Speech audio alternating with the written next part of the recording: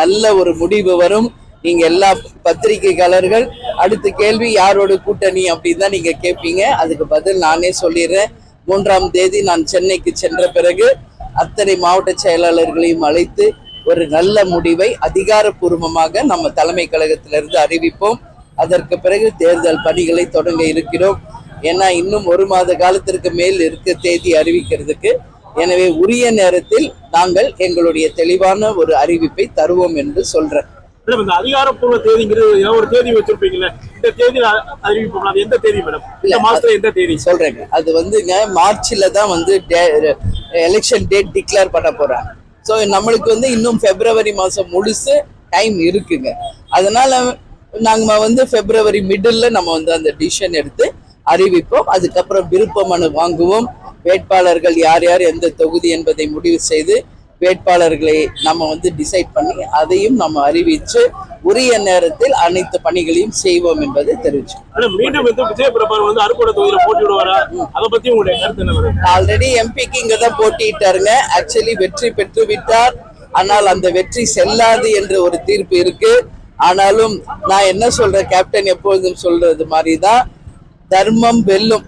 எப்ப இருந்தாலும் உண்மைதான் ஜெயிக்கும். அந்த வகையில் நிச்சயமாக வருகின்ற சட்டமன்ற தேர்தலில் விஜய பிரபாகர் போட்டியிடுகிறாரா இல்லையா, எந்த தொகுதியில் போட்டியிட போகிறார் என்பதெல்லாம் இன்னும் நம்ம முடிவு செய்யல. ஏன்னா இன்னும் முதல்ல யாரோட கூட்டணி, எத்தனை நம்பர், என்ன தொகுதி, அதுக்கு பிறகுதான் எந்த வேட்பாளர் எந்த தொகுதியில் என்பதை எல்லாம் இன்னும் டைம் நிறைய இருக்கு. அந்த உரிய நேரத்தில் உங்களுக்கு அது எல்லாமே அதிகாரப்பூர்வமா தெரியும். காலம் கழிந்து வரும் கூட்டணிக்கு உரிய மரியாதை கிடையாதுன்னு சொல்லி எடப்பாடி பழனிசாமி சொல்லியிருக்காங்க. அதை பத்தி உங்களுடைய கருத்து என்ன? ஏன்னா நீங்க ஏற்கனவே வந்து ஒரு பிரஸ் மீட்ல வந்து உரிய மரியாதையும் உரிய சீட்டு கொடுத்தாதான் நாங்க போவோம் அப்படின்னு சொல்லியிருக்கீங்க. அவருக்கு இது ஒரு பதில் சொல்லியிருக்காங்க. அதை நீங்க எப்படி பாக்குறீங்க? நீங்க வந்து இதுக்கு அந்த அண்ணன் எடப்பாடி அட்டதை இதுக்கான கேள்விக்கு பதில் நீங்க அங்கதான் கேட்கணும்.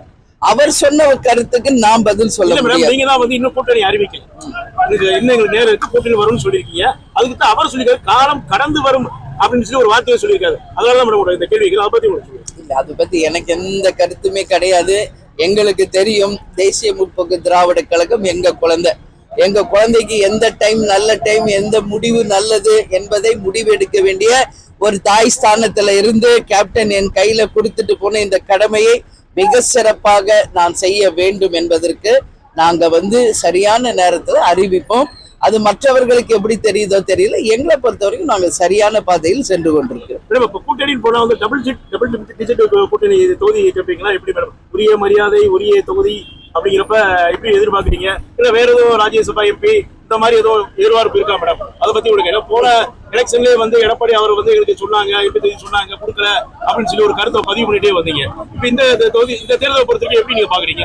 என்ன செய்ய போறீங்க? ஒரு கட்சி என்பது ஆட்சியில் அமர்வதற்கு தான் ஒரு கட்சியை ஆரம்பிக்கிறாங்க. யாரா இருந்தாலும் பார்ட்டி எந்த கட்சியா இருந்தாலும் அவங்க நாங்க இத்தனை சீட்ல நிப்போம், இதெல்லாம் செய்யறோம்னு எல்லாருடைய கருத்து கணிப்பு இருக்கு. அவங்களுக்கு ஒரு எக்ஸ்பெக்டேஷன் இருக்கு.